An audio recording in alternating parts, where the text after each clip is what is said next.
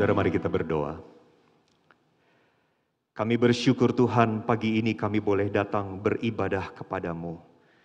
Terima kasih karena Engkau memanggil kami, mengundang kami untuk datang bersekutu dengan Tuhan, juga dengan kawan-kawan seiman.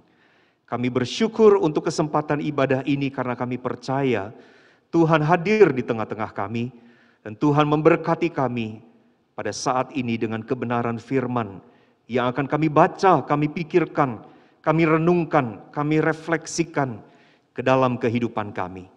Tuhan yang kiranya akan pimpin kami semua, supaya di dalam segala keterbatasan dan kelemahan kami tetap dimampukan oleh Tuhan untuk dapat menangkap dengan jelas apa yang Tuhan mau untuk boleh terjadi di dalam kehidupan kami. Terima kasih Tuhan, dengar doa kami. Demi nama Tuhan kami Yesus Kristus, kami berdoa. Amin. Silakan duduk kembali Bapak, Ibu, dan saudara-saudara.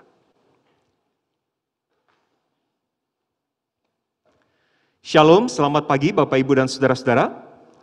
Bersyukur kepada Tuhan hari ini kita boleh masuk di dalam minggu Paskah yang kedua, saudara-saudara. Ya, 1 minggu setelah Paskah yang boleh kita rayakan bersama-sama.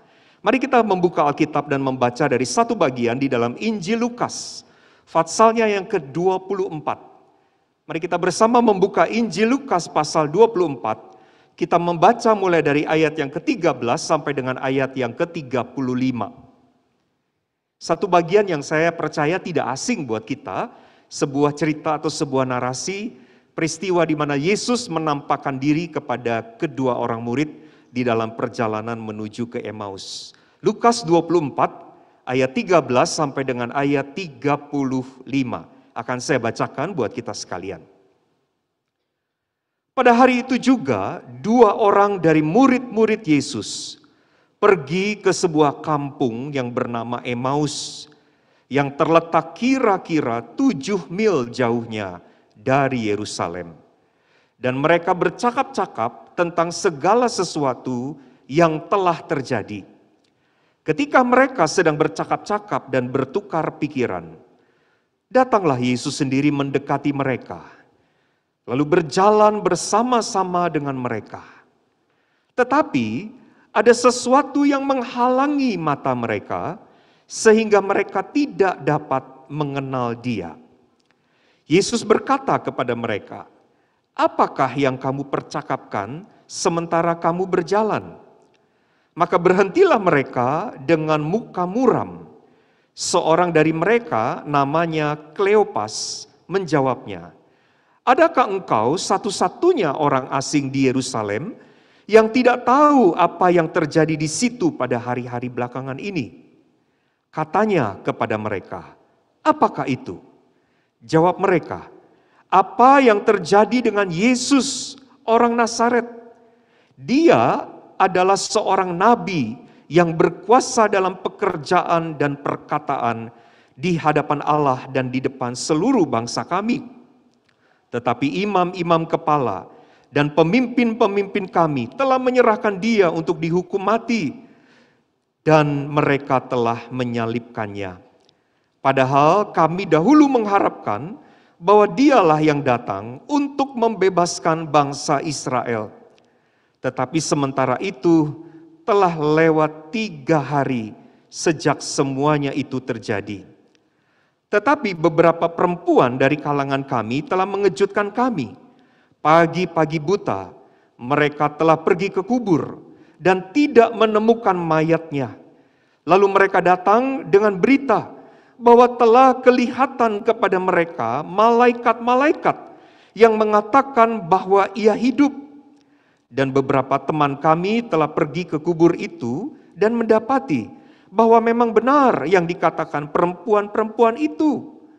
Tetapi dia tidak mereka lihat. Lalu ia berkata kepada mereka, "Hai kamu orang bodoh, betapa lambannya hatimu sehingga kamu tidak percaya segala sesuatu yang telah dikatakan para nabi. Bukankah Mesias harus menderita semuanya itu untuk masuk ke dalam kemuliaannya?" Lalu ia menjelaskan kepada mereka apa yang tertulis tentang Dia dalam seluruh kitab suci, mulai dari kitab-kitab Musa dan segala kitab nabi-nabi.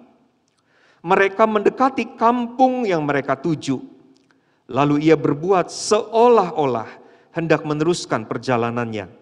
Tetapi mereka sangat mendesaknya, katanya, tinggallah bersama-sama dengan kami, sebab hari telah menjelang malam dan matahari hampir terbenam. Lalu masuklah ia untuk tinggal bersama-sama dengan mereka. Waktu ia duduk makan dengan mereka, ia mengambil roti, mengucap berkat, lalu memecah-mecahkannya dan memberikannya kepada mereka. Ketika itu terbukalah mata mereka, dan mereka pun mengenal dia, tetapi ia lenyap dari tengah-tengah mereka. Kata mereka seorang kepada yang lain, bukankah hati kita berkobar-kobar ketika ia berbicara dengan kita di tengah jalan, dan ketika ia menerangkan kitab suci kepada kita? Lalu bangunlah mereka dan terus kembali ke Yerusalem. Di situ mereka mendapati ke-11 murid itu. Mereka sedang berkumpul bersama-sama dengan teman-teman mereka. Kata mereka itu, sesungguhnya Tuhan telah bangkit dan telah menampakkan diri kepada Simon. Lalu kedua orang itu pun menceritakan apa yang terjadi di tengah jalan dan bagaimana mereka mengenal dia pada waktu ia memecah-mecahkan roti. Sampai di situ pembacaan Alkitab untuk kita renungkan bersama pada pagi hari ini. Bapak, Ibu, dan saudara-saudara yang kekasih di dalam Tuhan Yesus Kristus, satu kali saya pernah di dalam sebuah perjalanan ya, dalam sebuah kunjungan ke sebuah pusat perbelanjaan, tiba-tiba saudara-saudara ada kerumunan orang di dalam keramaian sebetulnya, ada satu kerumunan orang, makin lama makin ramai, makin lama makin berjubel-jubel begitu. Saudara, saya heran ada apa ya, saya mengira ada seorang pencuri yang tertangkap, lalu kemudian mau dihakimi oleh massa. Saudara, saya pun ikut nimbrung di tengah-tengah kerumunan itu. Dan ternyata apa yang terjadi, saudara-saudara, ternyata bukan seorang maling. Tetapi di mall itu, saudara-saudara, kedatangan seorang artis, seorang bintang film. Nah, saudara-saudara, ketika saya melihat siapa ya ini bintang film, siapa ya, karena biasanya kalau di film wajahnya kan pasti glowing gitu ya saudara-saudara, karena pakai make up gitu. Tapi kali ini karena dia berjalan ke mall di hari biasa, tidak dalam rangka syuting, maka tidak pakai make up, saudara-saudara, wajahnya agak berbeda. Ternyata oh iya, saya baru tahu ini dia artis yang terkenal sekali, pemain film yang sangat terkenal. Nah, saudara, apa yang saya perhatikan yang dilakukan oleh orang-orang yang berkerumun itu adalah mereka ingin mendapat kesempatan untuk setidaknya foto bersama dengan artis itu. Ya. Dan kemudian ada juga orang-orang yang bukan hanya sekedar foto, tetapi minta tanda tangan.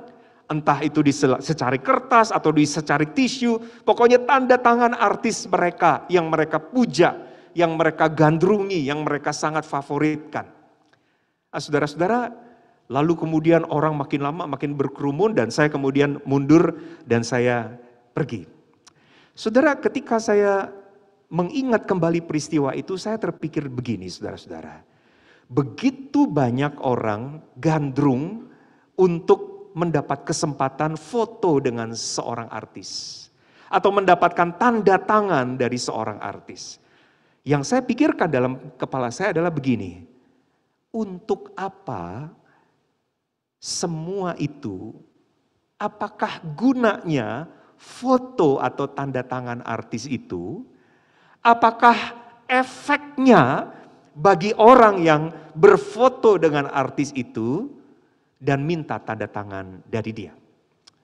Saudara, kalau dipikir-pikir, foto dengan seorang artis, saudara-saudara, tidak membuat saudara menjadi terkenal, kan? Foto dengan seorang artis tidak membuat saudara jadi artis. Benar nggak? Tanda tangan dari seorang artis, saudara-saudara, tidak membuat kemudian saudara mendapat kemudahan-kemudahan. Saudara ke supermarket gratis, saudara makan ke restoran gratis. Kan nggak begitu, saudara-saudara. Paling-paling saudara-saudara, foto dengan artis itu atau tanda tangan dari dia hanya kita simpan sebagai ingat-ingatan atau kalaupun kita bisa melakukan yang lebih adalah kita menunjukkan kepada orang lain bahwa kita pernah ketemu dengan artis ini, saya pernah foto dengan dia, bahkan saya punya tanda tangannya, itu aja. Tapi saudara-saudara tidak akan membawa efek apapun kepada kita. Saudara tidak menjadi orang yang lebih terkenal, saudara tidak mendapatkan keuntungan apapun, saudara tidak mendapatkan manfaat apapun, hanya untuk diingat saja di dalam kenangan kita, di dalam memori kita. Saudara, lalu saya berpikir begini, kalau begitu untuk apa perjumpaan yang semacam itu? Perjumpaan yang semacam itu, saudara-saudara, perjumpaan yang hanya untuk dikenang, hanya untuk diingat, tetapi tidak membawa pengaruh apa-apa untuk kita yang berjumpa dengan artis itu. Perhatikan, perjumpaan itu tidak membawa efek apa-apa untuk kita yang berjumpa dengan artis itu. Saudara-saudara, setelah Tuhan Yesus bangkit, ada banyak peristiwa di mana Tuhan Yesus datang menjumpai murid-murid secara komunal, tetapi juga ada peristiwa-peristiwa di mana Tuhan Yesus menjumpai 1-2 orang secara personal. Ya. Kalau kita membaca, saudara-saudara, di dalam Injil Yohanes misalnya dicatat, saudara-saudara, bagaimana Tuhan Yesus berjumpa dengan murid-muridnya, tetapi juga berjumpa dengan 1 orang murid yang sangat dekat dengan dia. Nah, di dalam bagian Injil Lukas ini kita juga membaca satu peristiwa di mana Tuhan Yesus berjumpa atau menjumpai 2 orang murid yang sedang di dalam perjalanan dari kota Yerusalem menuju kota Emmaus. Saudara-saudara, yang menarik adalah begini. Ternyata 2 orang murid yang sedang menuju dalam perjalanan menuju ke Emmaus ini berjumpa dengan Tuhan Yesus, dan perjumpaannya dengan Tuhan Yesus itu bukan seperti perjumpaan orang-orang yang tadi saya ceritakan dengan seorang artis. Orang-orang yang berjumpa dengan artis itu kemudian tidak mengalami apapun, tidak mengalami efek apapun untuk hidup mereka, untuk diri mereka. Tetapi saudara-saudara, 2 orang murid yang sedang dalam perjalanan menuju ke Emmaus berjumpa dengan Tuhan Yesus. Perjumpaan ini bukanlah perjumpaan biasa. Perjumpaan ini adalah perjumpaan yang mengubahkan mereka. Perjumpaan yang membawa efek untuk mereka. Setidaknya saudara-saudara, ada 3 hal yang pagi ini saya mau ajak kita pikirkan. Yang pertama-tama saudara-saudara, apa yang berubah? Apa yang kemudian membekas di dalam hidup 2 orang murid ketika mereka ketemu dengan Tuhan Yesus yang bangkit itu? Yang pertama-tama saudara-saudara, mereka mengalami satu transformasi atau satu perubahan di dalam pengenalan mereka tentang Tuhan Yesus. Saudara, tidak diceritakan lebih jauh siapa murid-murid ini, kecuali di dalam Injil Lukas ini sempat disebut salah satunya itu namanya Kleopas. Saudara-saudara, di dalam perjalanan itu, saudara-saudara, mereka bercakap-cakap. Lalu kemudian mereka ketemu dengan Tuhan Yesus, dan Tuhan Yesus bertanya kepada mereka, kalian ngobrolin apa sih? Lalu kemudian kedua orang ini dikatakan mereka terheran-heran dengan pertanyaan itu. Lalu kemudian mereka balik tanya kepada Tuhan Yesus, kamu ini orang asing ya? Yang tidak tahu apa yang terjadi belakangan hari ini di Yerusalem. Kami ini sedang berbicara tentang Yesus orang Nazaret. Dia adalah seorang nabi yang begitu hebat di dalam perbuatan dan perkataan di hadapan Allah dan di hadapan bangsa kami. Dan pada ayat berikutnya saudara-saudara, mereka menyatakan juga siapakah Yesus di dalam pengenalan mereka selama ini terhadap Yesus.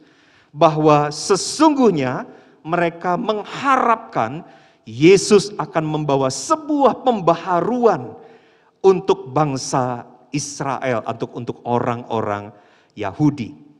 Jadi setidaknya saudara-saudara, kita mendapatkan sebuah gambaran tentang bagaimana kedua orang murid ini mengenali Yesus, guru mereka itu.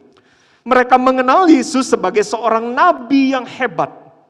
Seorang nabi, seorang yang diutus oleh Allah, yang begitu powerful, di dalam perbuatan, di dalam perkataan, di hadapan Allah. Dan karenanya nabi yang diutus Allah ini mereka percaya satu kali akan membawa sebuah restorasi, akan membawa satu pembaharuan bagi orang-orang Yahudi yang pada waktu itu saudara-saudara sedang dijajah, sedang ditekan oleh bangsa Romawi. Saudara, ini tipikal pengenalan orang-orang Yahudi tentang Mesias. Orang-orang Yahudi selalu mengenali Mesias sebagai seorang yang diutus Allah. Seorang yang begitu hebat. Seorang pahlawan yang gagah perkasa. Yang diutus Allah untuk apa? Untuk melepaskan belenggu-belenggu penjajahan musuh. Dalam hal ini adalah bangsa Romawi yang sedang menjajah mereka. Saudara, dari bagian ini kita mendapati satu kenyataan begini. Ada 2 murid. Kita tidak tahu sudah berapa lama dia ikut Yesus. Tapi setidaknya dia adalah murid-murid Yesus. Bukan bagian dari murid kelompok 12, tetap kelompok lebih luas dari 12 orang. Kita tahu ada murid yang di dalam circle yang lebih luas, yaitu kelompok 70 misalnya. Dan sangat mungkin 2 orang ini adalah dari kelompok itu. Kita tidak tahu sejak kapan mereka ikut Yesus, tetapi mereka adalah murid. Mereka adalah orang yang mengikut Yesus, yang selama ini mendengar khotbah-khotbah Yesus, yang mendengar pengajaran-pengajaran Yesus, bahkan penyataan-penyataan yang Yesus nyatakan tentang dirinya kepada mereka. Tetapi apa yang terjadi, saudara-saudara? Ternyata mengikut Yesus sebagai murid-murid atau sebagai pengikut-pengikut Kristus tidak membuat mereka mengenal Yesus dengan benar. Padahal di dalam bagian-bagian Injil kita melihat berulang-ulang kali Yesus menjelaskan siapa dia. Bahwa dia adalah Mesias. Bahwa dia adalah yang diutus oleh Allah. Bahwa Mesias harus mati. Mesias harus diserahkan ke dalam tangan tua-tua. Disalibkan dan mati dan kemudian bangkit pada hari yang ketiga. Saudara, pengajaran-pengajaran semacam itu sudah berulang-ulang kali diajarkan atau dinyatakan Yesus kepada murid-muridnya. Tetapi saudara lihat, kedua orang murid ini tetap tidak pernah mengalami perubahan di dalam pengenalan mereka akan Yesus. Sampai ketika mereka berjumpa dengan Tuhan Yesus. Kalau saudara lihat, saudara-saudara, pada peristiwa ketika mata mereka terbuka, saudara-saudara, mereka baru mengenal Yesus dengan benar, saudara-saudara. Dikatakan pada Injil Lukas pasal yang ke-24, saudara-saudara, kita mulai membaca misalnya di ayat 31, ketika itu terbukalah mata mereka, dan mereka pun mengenal Dia. Dan mereka pun mengenal Dia. Lalu kalau kita perhatikan mulai dari ayat yang ke-34, ketika mereka berjumpa dengan murid-murid yang lain, di situ dikatakan begini. Kata mereka itu, sesungguhnya Tuhan telah bangkit dan telah menampakkan diri kepada Simon.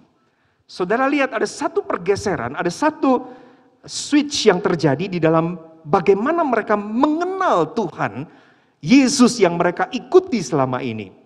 Selama ini mereka hanya mengenali Yesus sebagai orang hebat yang memang diutus Allah, yang akan melepaskan mereka dari perbudakan, dari tekanan bangsa Romawi.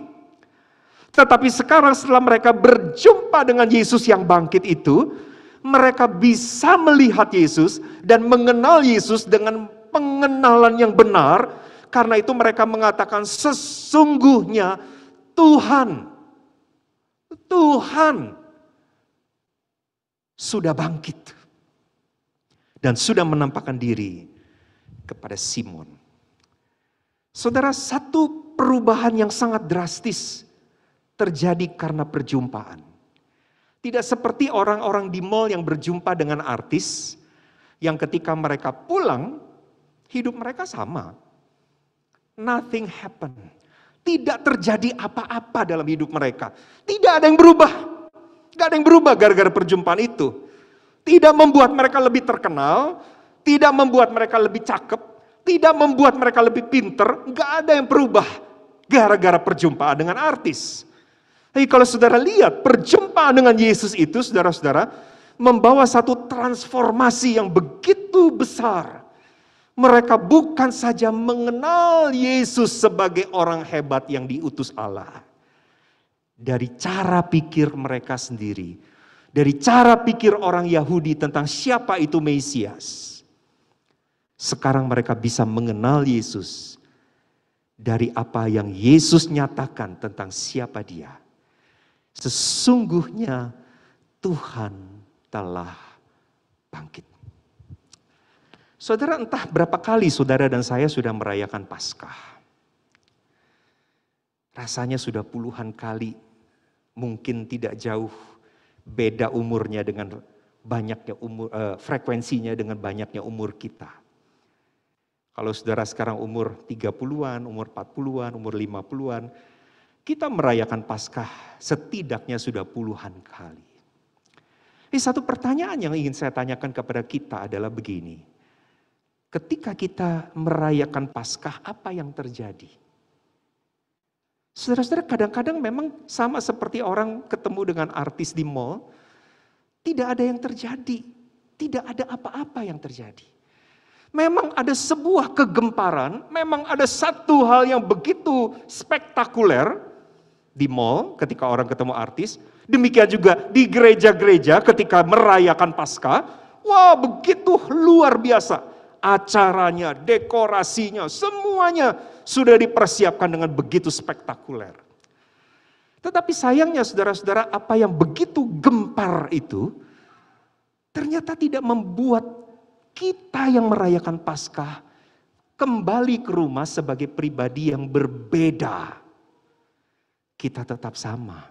Setidaknya apa saudara-saudara? Entah berapa puluh kali kita merayakan Paskah, tetapi pengenalan kita tentang Tuhan tidak ada yang berubah. Bahkan tidak semakin dalam mengenal Tuhan. Saudara, konon katanya suami istri semakin panjang usia perkawinan, semakin banyak kagetnya. Kenapa? Karena semakin panjang usia perkawinan itu ternyata membukakan sisi-sisi yang selama ini tidak dikenal, selama ini tidak terlihat, tidak nampak. Ternyata setelah berlalu 5 tahun, 10 tahun, sudah 25 tahun, sudah 30 tahun, justru mulai menampakkan sisi-sisi yang mungkin selama ini belum kita kenali dengan baik. Saudara, itu artinya waktu ya atau pengenalan kita terhadap pasangan itu berbanding lurus dengan waktu. Kalau semakin panjang waktu berarti semakin dalam atau semakin luas pengenalan kita terhadap pasangan kita. Oh, ternyata istri saya begini. Oh, ternyata dia punya sifat begini. Oh, ternyata dia punya prinsip seperti ini. Artinya sewaktu memberi kita kesempatan untuk semakin mengenal pasangan kita. Saudara, kalau kita merayakan Paskah entah kesekian puluh kalinya, pertanyaan saya begini, apakah sekian puluh kali itu membuat kita makin kenal siapa Tuhan kita? Saudara, yang menyedihkan adalah banyak orang sudah menjadi Kristen puluhan tahun. Tetapi tetap saja pada pengenalan yang sama pada saat dia dibaptiskan 30 tahun yang lalu. Ironis sekali. Kita menyebut diri kita sebagai Kristen, sebagai murid-murid Kristus, tetapi kita tidak ubahnya seperti dua orang murid yang dalam perjalanan ke Emmaus, yang sudah berkali-kali mendengar pengajaran Tuhan, yang sudah berkali-kali mendengar khotbah-khotbah, yang sudah berkali-kali membaca buku-buku rohani, tetapi pengenalan kita tentang Tuhan tidak pernah mengalami sebuah transformasi.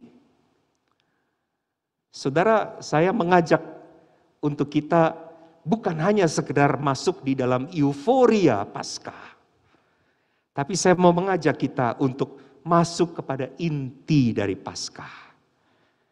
Mengenal Dia yang bangkit itu.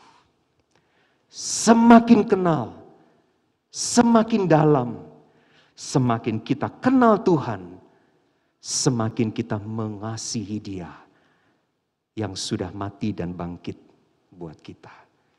Adakah pengenalan itu semakin lama, semakin dalam di dalam hidup Bapak, Ibu, dan saudara-saudara? Sejak saudara berjumpa dengan Yesus yang bangkit, yang Paskahnya berulang-ulang kali kita rayakan. Yang kedua, saudara, apa yang berubah atau apa yang terjadi di dalam hidup dua orang yang dalam perjalanan ke Emmaus? Bukan hanya terjadi perubahan atau transformasi di dalam pengenalan, tetapi juga bagaimana semangat hidup mereka itu diubahkan oleh perjumpaan dengan Tuhan. Kalau saudara membaca khususnya di ayat 17, saudara-saudara, dikatakan pada kalimat bagian akhir, maka berhentilah mereka dengan muka yang muram. Saudara, kenapa muram? Tentu yang pertama adalah mereka pasti sebel dengan Tuhan Yesus ya. Kok kamu ini satu-satunya orang asing yang tidak tahu ya apa yang terjadi di Yerusalem belakangan hari ini? Kok bisa sih kamu tidak tahu? Jadi mereka agak jengkel dengan Yesus begitu ya. Seolah-olah Yesus ini kok nggak tahu apa-apa. Padahal peristiwa yang barusan terjadi di Yerusalem itu peristiwa yang menggemparkan. Tetapi muramnya dua orang ini, saudara-saudara, bukan hanya karena Yesus seolah-olah tidak tahu apa yang terjadi. Tetapi muramnya itu memang ditunjukkan dari keputusan mereka. Kalau saudara baca mulai dari ayat ke-13. Pada hari itu juga dua orang dari murid-murid Yesus pergi ke sebuah kampung bernama Emmaus yang terletak kira-kira 7 mil jauhnya dari Yerusalem. Saudara perhatikan, Yerusalem pusat di mana peristiwa penyaliban terjadi. Dan kemudian dua orang murid ini dikatakan pergi meninggalkan Yerusalem, menuju ke sebuah kampung yang letaknya kira-kira 7 mil. Kampung itu bernama Emmaus. Banyak penafsir, saudara-saudara, mencoba menafsirkan apa yang sebetulnya hendak dilakukan oleh dua orang murid ini ke Emmaus. Dan kebanyakan menyimpulkan bahwa mereka kecewa. Bahwa guru mereka akhirnya mati. Junjungan mereka yang mereka bangga-banggakan dan harapkan itu ternyata mati. Mereka berpikir, kita salah ikut orang selama ini. Aduh, bodoh sekali kita ini. Kok kita percaya orang yang kayak begitu? Kita berharap dia adalah superhero. Ternyata dia mati. Nah, sudahlah, kita pulang saja. Kita kembali ke kampung kita. Kita kembali ke profesi lama kita. Kita kembali kepada pekerjaan kita sebelum ikut orang yang konyol ini. Jadi rupa-rupanya saudara-saudara mereka mau kembali ke Emmaus, kalau kita menerima tafsiran itu, adalah karena mereka kecewa. Mereka sudah tidak lagi punya semangat untuk melanjutkan hidup mereka. Di dalam kekecewaan mereka, mereka kembali ke kampung mereka untuk memulai kembali profesi mereka yang sebelumnya. Muka mereka muram, semuram hati mereka yang kecewa karena kematian Yesus. Tapi di dalam perjalanan itu kita tahu mereka ketemu dengan Tuhan Yesus. Dan perjumpaan dengan Yesus itu sekali lagi berbeda dengan perjumpaan orang-orang di mall dengan artis tadi. Kalau orang-orang di mall itu ketemu dengan artis, senang, wah ini artis pujaan saya nih yang sering saya lihat wajahnya di televisi. Tapi setelah mereka kembali ke dalam kehidupan mereka, ya mereka akan ya begitu lagi. Ke dalam persoalan, pergumulan, permasalahan yang memang sedang dialami. Tetapi tidak demikian dengan kedua orang murid ini. Kalau saudara baca ayat yang ke-32, di situ dikatakan begini, kata mereka seorang kepada yang lain, Bukankah hati kita berkobar-kobar ketika dia berbicara dengan kita di tengah jalan, dan ketika ia menerangkan kitab suci kepada mereka. Our hearts burning within us. Hati kita berkobar-kobar di dalam kita. Saudara-saudara, saya membayangkan kalau orang berkobar-kobar hatinya itu tuh mungkin bisa kita bayangkan ketika orang lagi jatuh cinta begitu ya. Waduh, ketemu yang begitu dicintai, hatinya itu seneng. Susah dijelaskan ya saudara-saudara ya, kalau orang lagi jatuh cinta itu kan ada seneng, ada kangen, ada rasanya tuh satu rasa yang tidak pernah ada, satu rasa yang begitu bersemangat, berkobar-kobar di dalam diri mereka. Padahal apa yang Yesus lakukan? Yesus cuma menjelaskan siapa Mesias yang sebetulnya, mulai dari kitab-kitab Musa sampai kepada apa yang dikatakan oleh nabi-nabi. Lalu kemudian Yesus memecah-mecahkan roti dan mereka melihat ternyata ini Yesus yang selama ini mereka panggil sebagai guru. Perjumpaan itu membuat hati mereka berkobar-kobar. Ada yang berubah. Hidup yang tidak bersemangat, hidup yang tidak bergairah, hidup yang rasanya lesu, yang rasanya patah semangat, yang rasanya sudah kecewa. Ketemu Yesus, berubah dengan hidup yang bersemangat, punya optimisme, berkobar-kobar, bersukacita, penuh dengan keyakinan. Dan itu yang terjadi di dalam perjumpaan kedua orang murid ini ketika mereka ketemu Yesus yang bangkit. Saudara, saya pikir Paskah tahun ini unik. Uniknya adalah karena kita merayakan di tengah-tengah masa pandemi yang kita tahu setiap kita, saudara semua dan saya, terdampak oleh pandemi itu. Dan kalau kita bilang dampaknya saudara-saudara, wah itu udah gak bisa ngomong. Ya.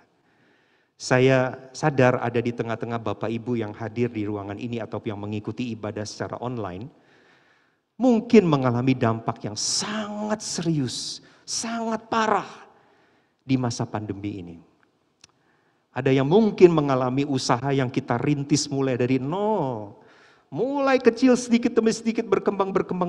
Tiba-tiba setelah sekian tahun berkembang, diberkati di dalam anugerah Tuhan, terpukul oleh situasi di pandemi ini, sepi.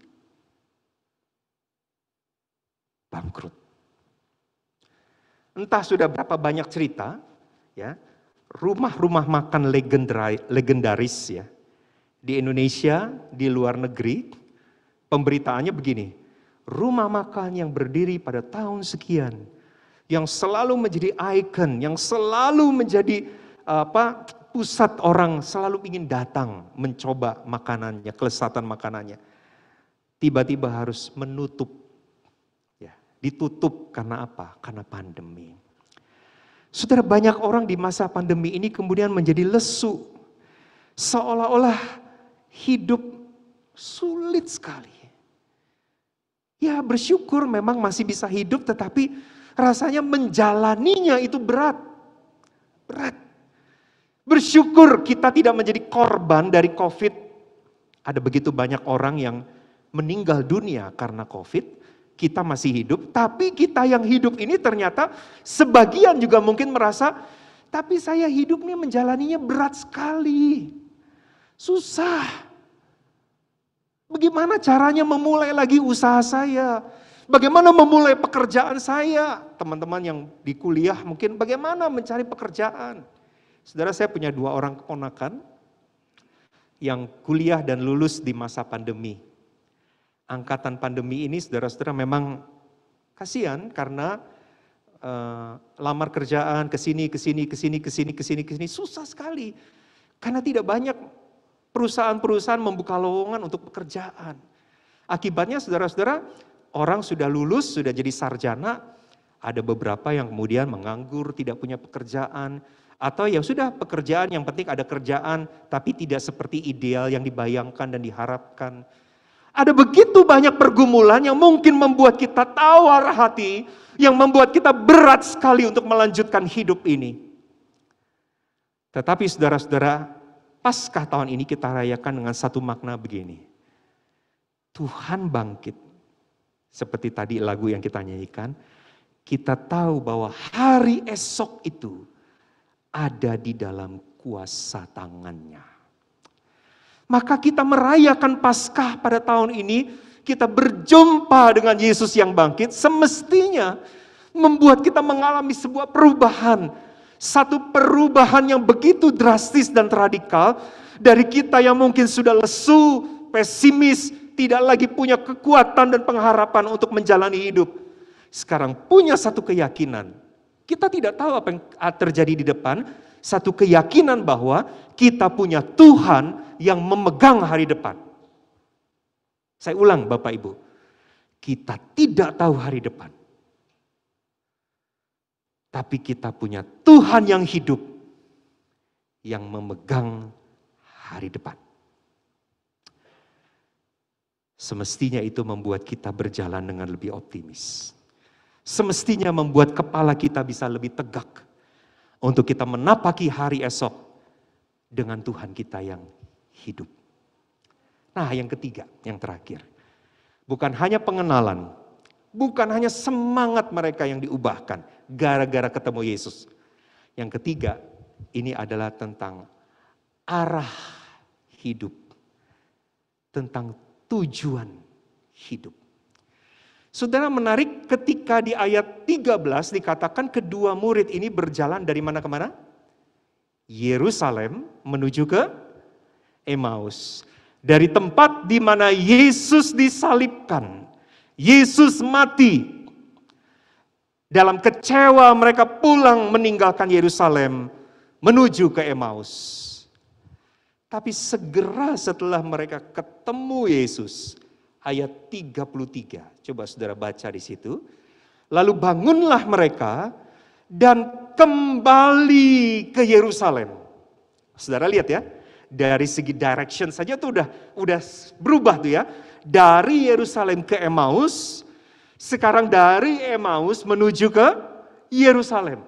Ada satu perubahan arah hidup. Nah, yang saya maksud arah hidup ini bukan soal arah dalam arti lokasi. Tetapi apa yang mereka mau lakukan dengan kembali ke Yerusalem.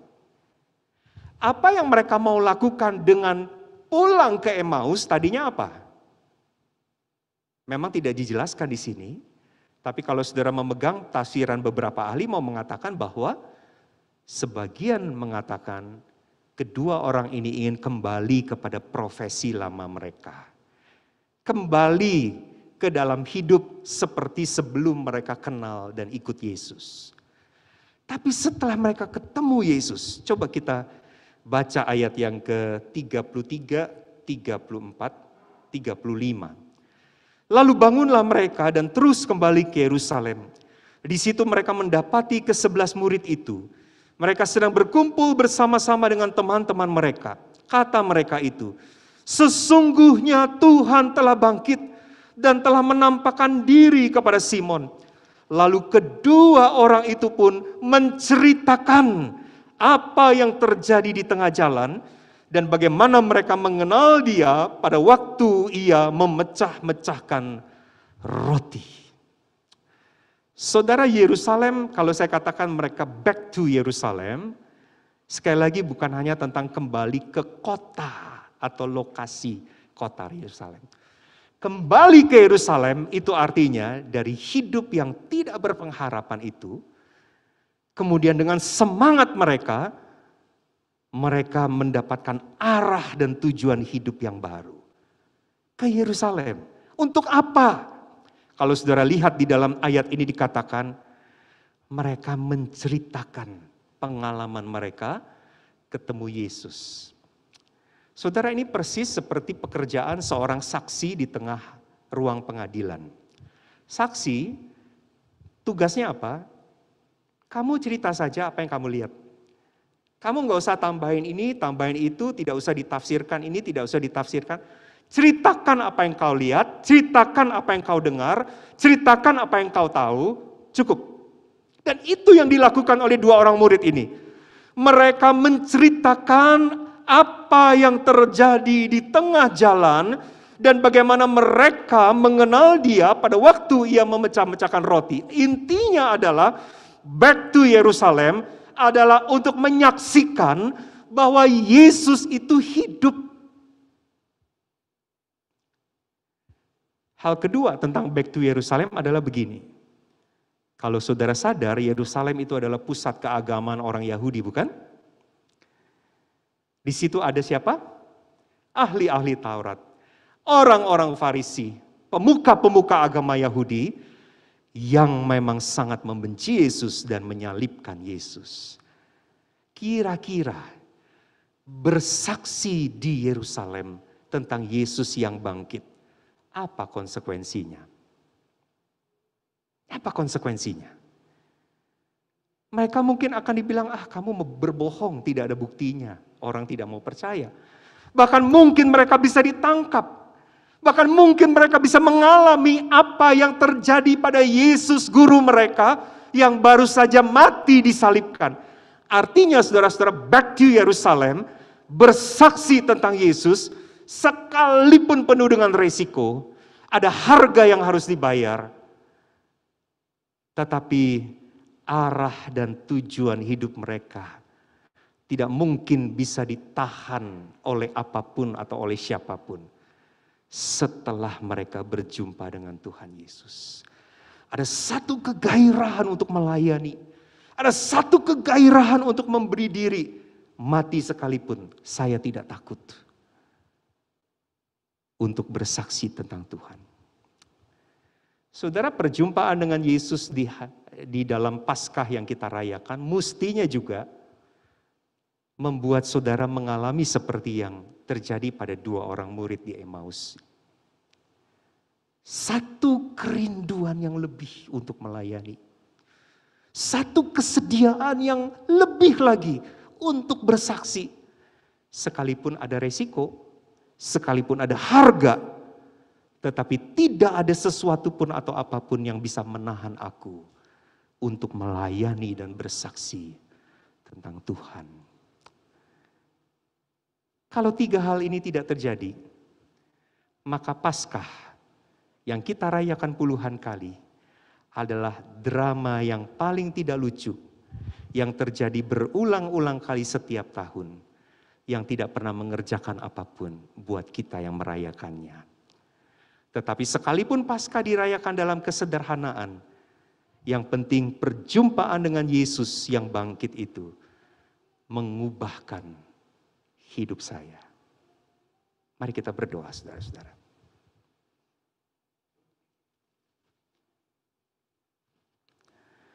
Terima kasih Tuhan, hari ini kami boleh merenungkan kembali kebenaran firman-Mu. Pengalaman dua orang murid dalam perjalanan ke Emmaus yang berjumpa dengan Tuhan Yesus di dalam perjumpaan yang mengubahkan mereka. Pengenalan mereka, semangat hidup, tujuan dan arah hidup untuk Tuhan. Mereka alami di dalam perjumpaan dengan Dikau Tuhan.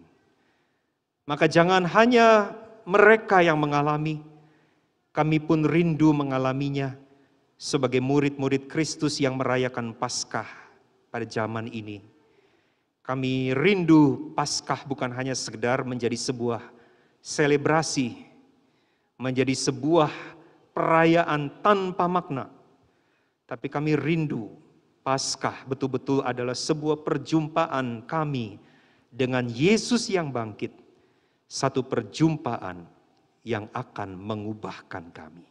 Terima kasih Bapa, dengar doa kami. Demi nama Tuhan Yesus kami memohon. Amin.